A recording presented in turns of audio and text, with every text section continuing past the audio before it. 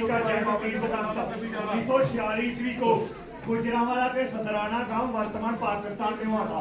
बंटवारे के बाद बाबा जी पंजाब के कपूरथला डिस्ट्रिक्ट के उका पिंड में आके बस गए।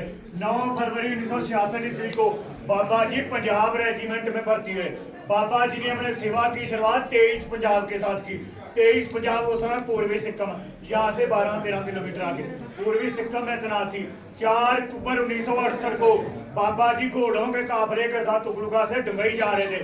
बाबा जी का अचानक पैर फिसलने के कारण बाबा जी गहरी खाई में जा गिरे। पानी का बहाव तेज होने के कारण बाबा जी का पार्थिव शरीर वहां से बहकर 1-1.5 किलोमीटर आगे जा पहुंचा। बाबा जी के बारे में पता ना चलने और 2 दिन के बाद बाबा जी अपने एक साथी प्रीतम सिंह साहब के सपने में आते हैं।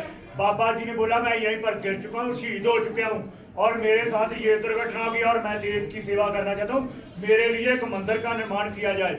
यूनिट ने उस बात को मानते ही यहाँ से 10 किलोमीटर आगे दूरी पर एक मंदिर का निर्माण करवाया। उस मंदिर को ओल्ड मंदिर के नाम से जाना जाता है।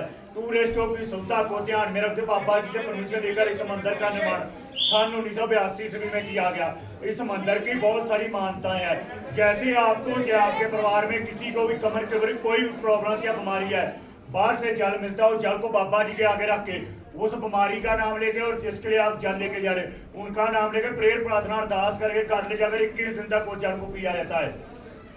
उस दौरान घर में परिवार द्वारा 21 दिन तक नॉनवेज ड्रिंक, बीड़ी, सिगरेट, तंबाकू का घर में और पूरे परिवार द्वारा इस्तेमाल नहीं किया जाता। यहाँ की मानता कमर के ऊपर किया कोई भी बीमारी है वो ठीक होती है।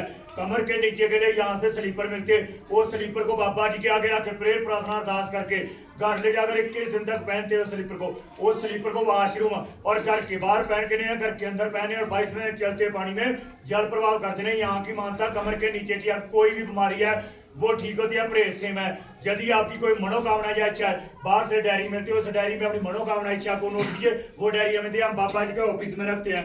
बाबा जी जब ऑफिस में बैठते हैं उस मनोकामना इच्छा को पढ़ते और पूरा करते हैं। यहाँ की मानता है बाबा जी ने बहुत सारे लोगों की मनोकामना इच्छा को पूरा किया, लेकिन उस मनोकामना इच्छा का ओनली फॉर लिखने वाले को पता नहीं है, किसी के साथ भी शेयर नहीं करनी।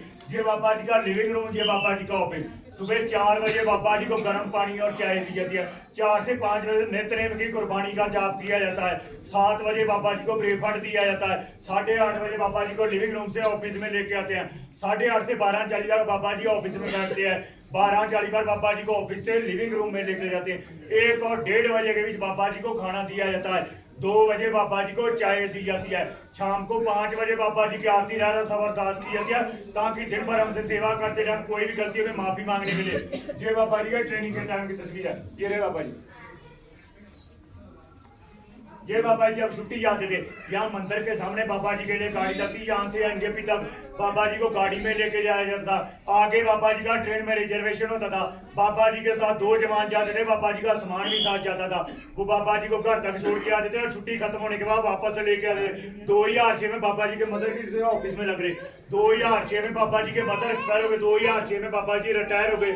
रिटायरमेंट के बाद परमानेंट बाबा जी इधर ही रहते हैं। सबसे पहले चेन्नई वालों ने रिपोर्ट की थी, आपका कोई जवान बॉर्डर एरिया पर घूमता है, शोर सुनाई देता, दिखाई नहीं देते।